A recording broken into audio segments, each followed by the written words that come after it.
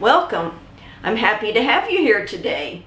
If you could be a superhero, what would you like to be? And what superpowers would you have? You can think about that.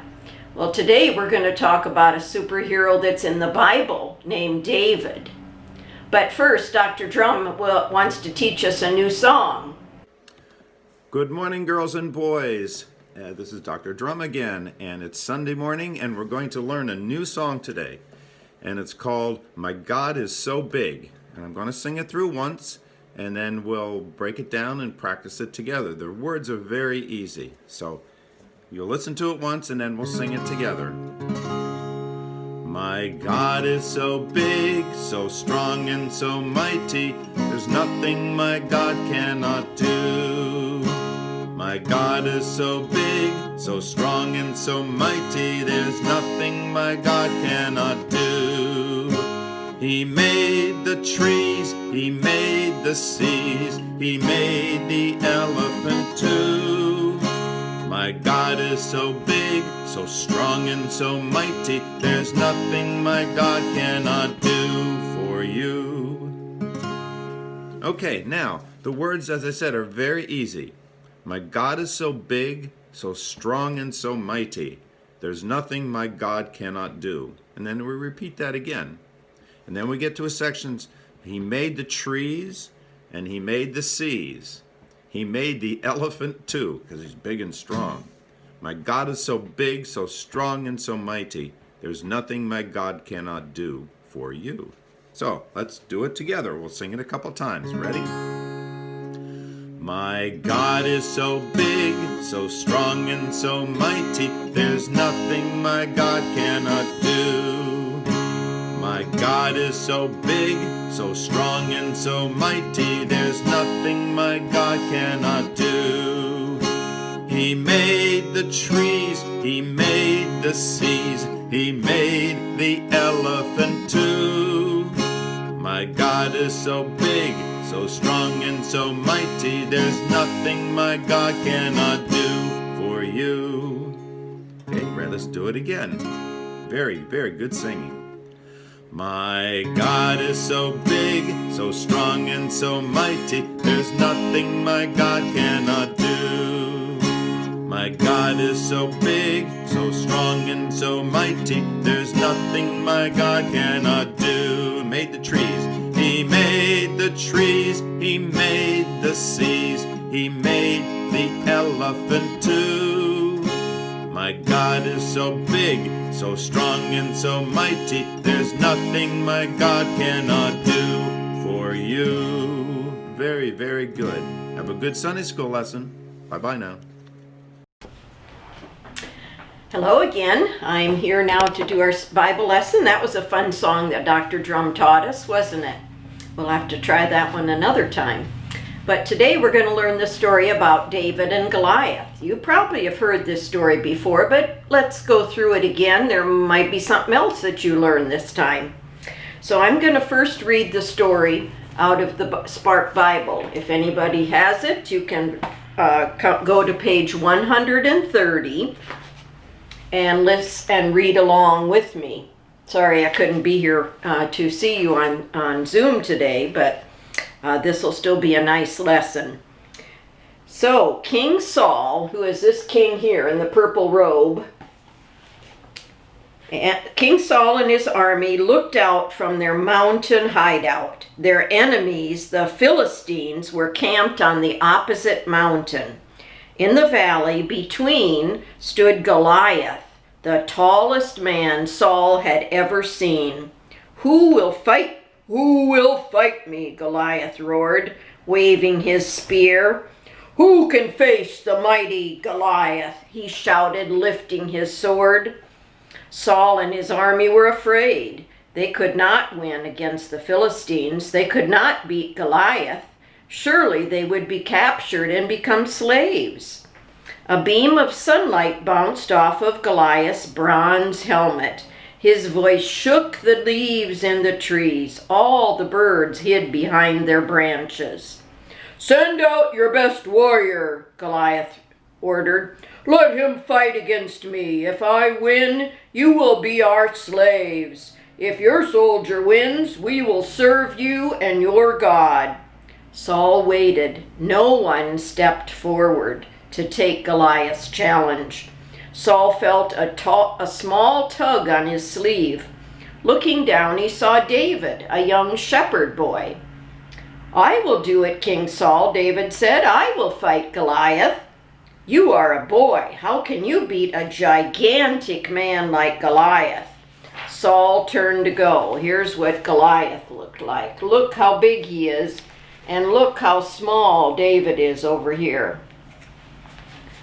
"So wait, King Saul," David said. "God protects me from the wolves and bears and probably lions that go after my sheep. God will protect me now, too."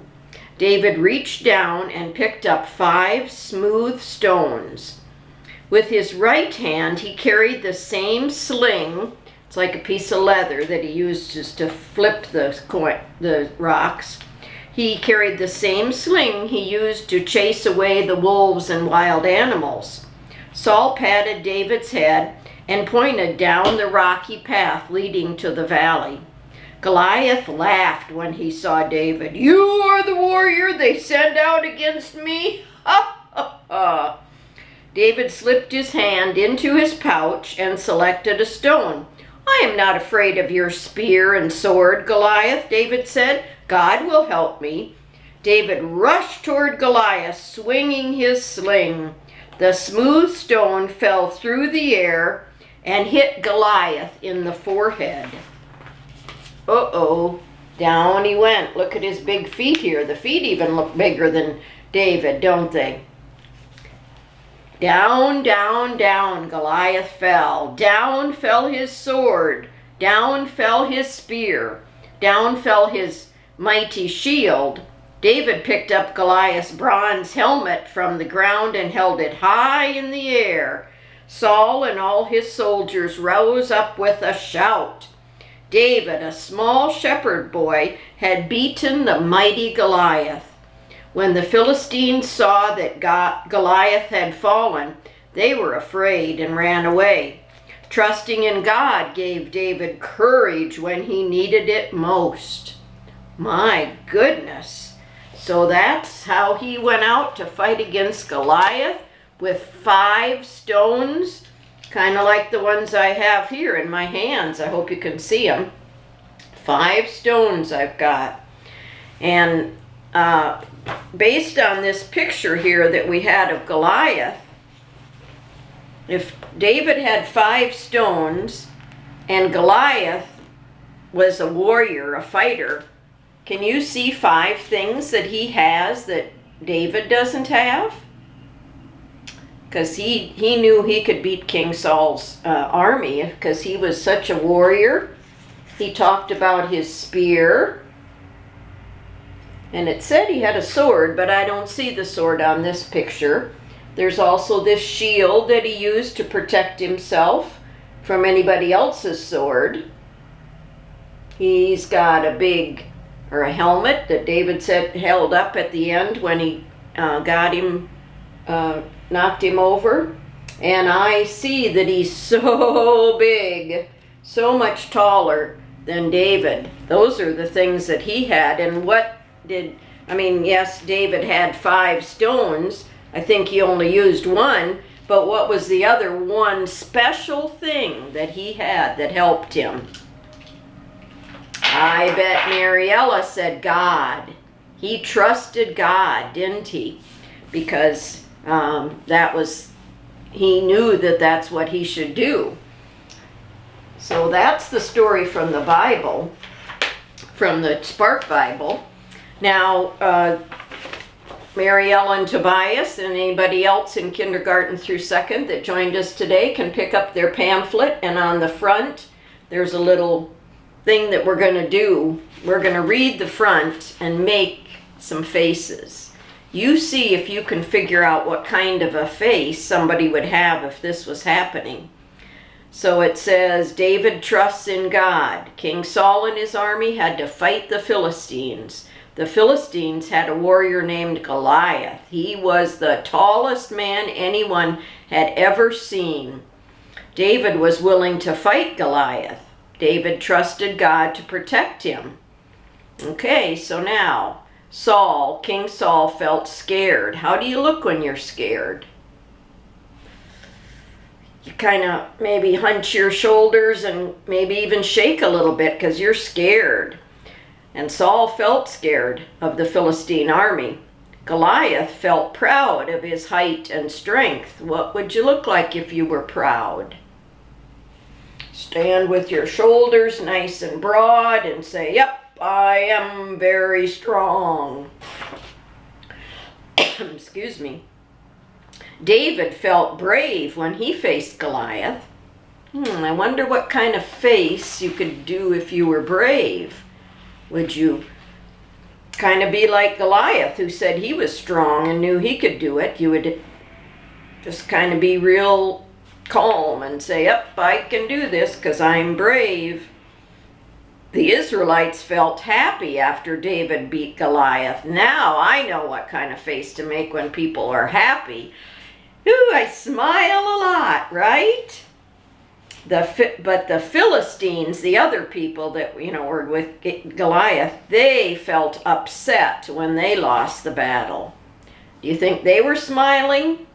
Nope, I bet they were kind of frowning. Oh no, Goliath lost. That's too bad. But that's what God wanted. You can put your sticker in here to finish the face of Saul there. This Bible story today of David and Goliath is from the book of 1 Samuel in the Old Testament. The book of 1 Samuel tells the history of Israel's first kings. We heard about King Saul in this one. When David grew up, he became one of those kings. Whoa, that's good that he could do that. That was pretty brave of him.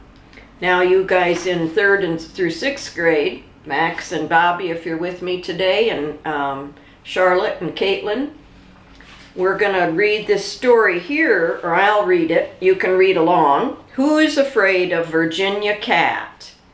There used to be a movie called Who's Afraid of Virginia Wolf, but this is Virginia Cat.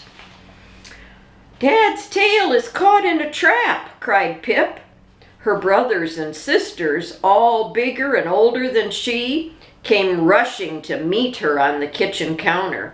I think you younger kids will enjoy this too, so make sure you listen.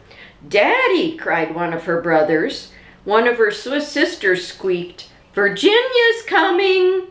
She pointed to the fat cat strolling into the kitchen. Here's a picture of a fat cat licking her lips.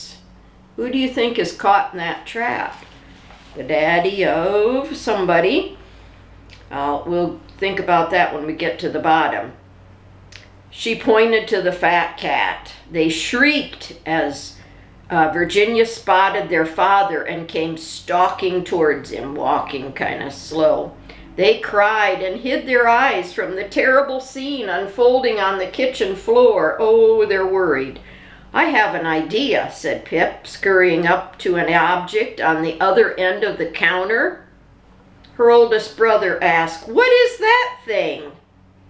"It's called an iPod," explained Pip.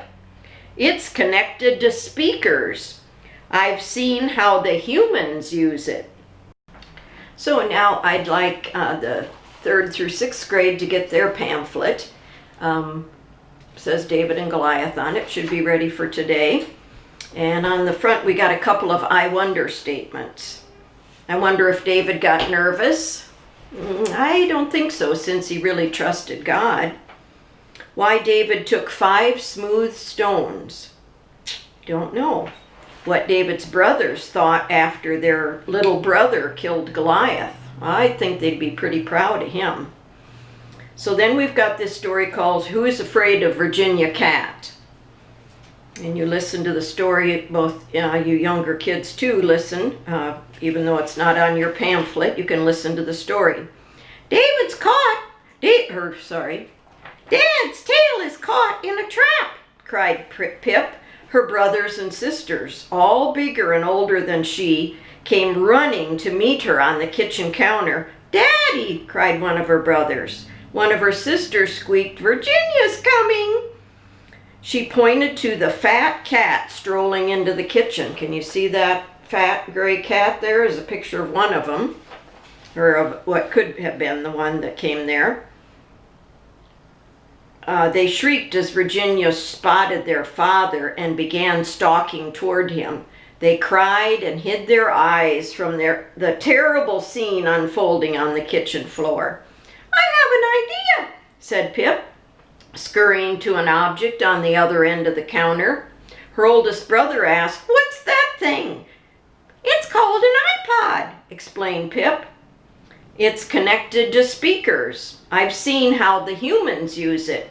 "What good will that do?" Pip squeaked. That was a little thing they were kidding the smallest one in their family. They teased her, her brother teased her as Pip slid her paw across the glass screen.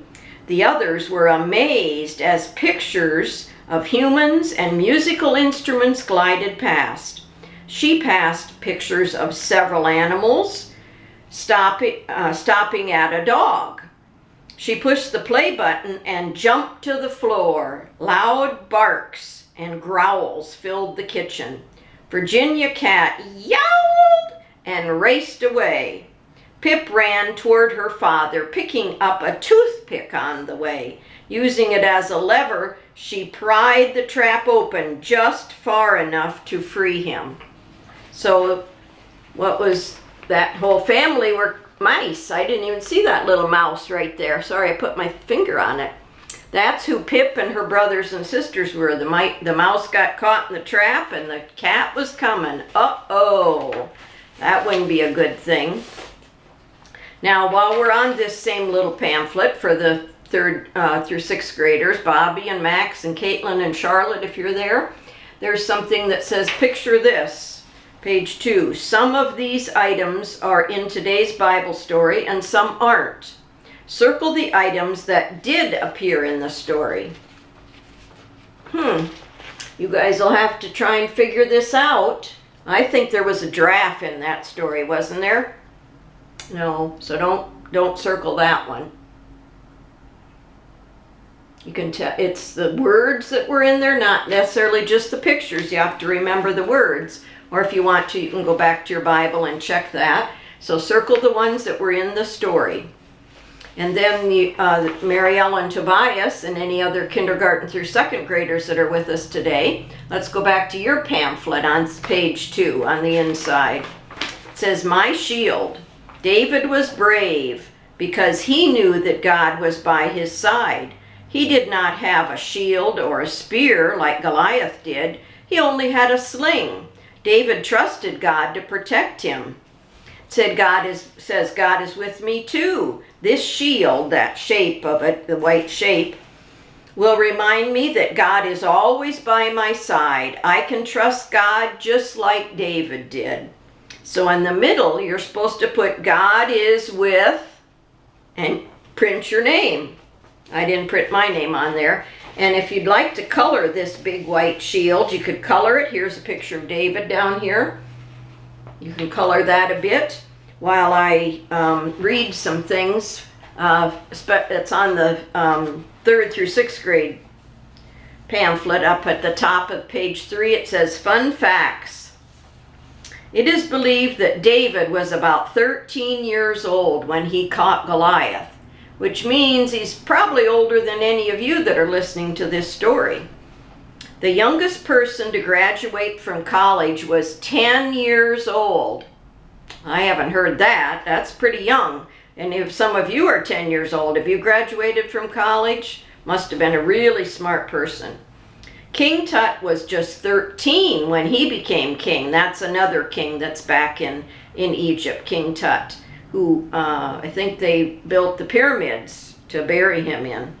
The phrase David versus Goliath is used to describe a person or people who challenge someone or something much more powerful than they are. Goliath was anywhere from 6'9", like basketball players, to 9'9" tall. I don't think there are any basketball players that tall. Well, even any person, it says Robert Wadlow was the tallest human in modern history at 8'11" tall. That's pretty tall. On the last page of the Kindergarten through 2nd, Mariel and Tobias, if you want to turn to your last page, let's look at some of these things about how tall animals and people are and how tall Goliath was. If you can see this, it says Goliath was between 6'9", but he could have been up to even 9 feet tall. And the tallest animal is the giraffe. They can be up to 18 feet tall, which is, you know, two Goliaths standing on top of each other. And most professional basketball players are around 6'6", kind of an average, most of them. But the average first grader are 4 feet tall. Tobias, you think you're taller than 4 feet? It seemed like one day you told me how tall you were, but I forget, I'm sorry. Elephants can be up to 12 feet tall. They look pretty big because they're not only tall, but they got, you know, wide and everything. And an emperor penguin are about 4 feet tall, which is kind of like those 10-year-olds over here, it said, little penguin. So I hope you can see some of those pictures there. All right, now let's go back to Mariel and Tobias, and those in kindergarten through 2nd grade can look at the 3rd page where at top it says Saul's Search. This one might be a little hard for you to do, Mariella, and Tobias, you've probably done them. Down in this little yellow box, there's 8 different words that you can find up here. Look, I found 2 of them. I found strong and I found short. Oh, I found also big. So they could be up and down or sideways. I don't know if they're any diagonal. That's a little harder to figure out. So see if you can do it, and you know, maybe Mariella can help you if she hasn't been or isn't able to do it herself. All right. So while you guys look for those words, the 3rd to 6th grade, we have, oh, I lost part of it. The back part of your pamphlet, there's something in the back that looks like Goliath standing there. I already cut mine out. Now I don't know what I did with it. I can't find it right now. I'm sorry. But when you cut that out, oh, here it is. I see it. 1 second. It's on my desk. So it's this shape with Goliath. It's flat. Once you cut it out, you can bend the sides back, and then it'll stand up. See, I can stand it on my desk over here.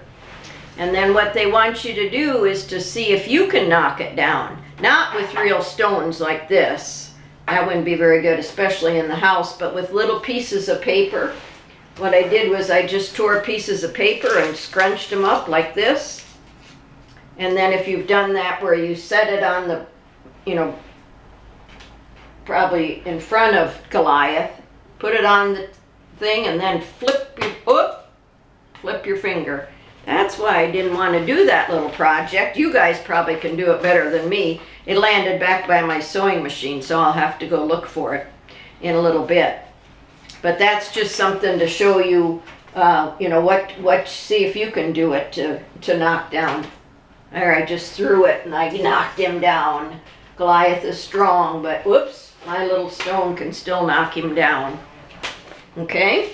So, Mariel and Tobias, how'd you do on your searching for those words? If you don't find them all right now, we can look at it, or you can look at it again later. The last thing on the bottom is where you can put your 2 stickers in, because it talks about where the story of David and Goliath is found. And you can put those in. And that's our story about David and Goliath. However, I do have another animal to talk to you about. So everybody listening about this next one, he's got kind of a funny name, spelling of a name, kind of a funny spelling of a name. It's called a llama. L-L-A-M-A. L-L-A-M-A, but llamas for more than one. Because you know the Read to Feed program that we're going to donate money to, those of you who are reading books, and you'll get money for a certain number of books, and we'll get other donations. We might want to pick a llama to buy. When we collect all our money, we're going to pick out an animal. We already learned about chickens. And last week, did we learn about cows? I think so. I can't remember for sure who we learned about. But this is no, we learned about goats. That's right. Goats that had the milk, and we were trying to figure out what a goat sounded like. And I did look it up, and it kind of sounds like a sheep. Kind of like a sheep goes bah, but a lamb or a goat goes meh, meh. You have to look it up on computer sometime. I'm not sure what a llama sounds like, but you really shouldn't get too close to a llama because sometimes they spit. They spit and they wrestle with their long necks with other llamas. Sometimes they spit at people. They want to establish their who's in what order for, who's in control of the group that they live in. But the reason we want to buy some llamas are because it says they're hardy highlanders. Some people live up in the mountains, and so the animals do too. Few animals can thrive on the harsh conditions of the Andes. That's a name of a mountain down in South America. And in their highlands, kind of in between, not way down low and not high up in the mountains, but in between. It says llamas and their alpaca cousins. Did you know llamas had cousins? They got alpacas that are cousins. We'll learn about them maybe one time. They're uniquely suited to the task. Their dense, soft wool keeps them warm, and they like to eat scrub vegetation that other grazers wouldn't touch. So they still have food, and they don't have to fight with other animals over what the food is. So it says llamas are gentle on the soil because their hooves, the bottom of their leg is called a hoof, and the bottom of their leg is their leg is called a leg, but the bottom is called a hoof, but they're padded so that they don't mess up the ground so much. And they sometimes are used as guard animals for other livestock. That's interesting. It says they've been around for about 6,000 years, or people have been using them for 6,000 years. Not the same llama around. And they don't require very much water. They browse on twigs, moss, and brush. And the baby llamas run with the herd an hour after they're born. I know baby humans don't get up and even crawl around. They just eat and sleep. And besides being hardy pack animals, they can help carry things around. Llamas supply wool, hide, rope. You must make rope out of llama skin or something. Candle fat, that's from the fat that's part of their body. And manure pellets for fuel. They easily carry loads 1/3 their weight. So if they can weigh between 300 and 450 pounds. If they weighed 300 pounds, that means they could carry 100 pounds on their back. Probably none of you weigh up 100 yet, but they could carry that much weight over long distances. And they have intelligence and sharp vision. They're excellent guards for sheep and cattle. It says they can live up to 15 to 30 years. So I found this little chart that's called a superpower, about superpowers that animals have. And the key up here has a picture and the words that tell you what kind of superpower they have. Do you remember at the beginning I said, if you were, at the very beginning when I said welcome to everyone before we sang, that I said if you were a superhero, what superpowers would you have? Well, these are superpowers about animals. We've heard about David's superpowers. Now these are the superpowers. They could have manure, material to make like yarn and wool, meat, milk, money, if you're selling the meat and milk. They could be motivation. If people are gaining money, they would want to do it again and again. Or they could provide muscle. So here's the llama.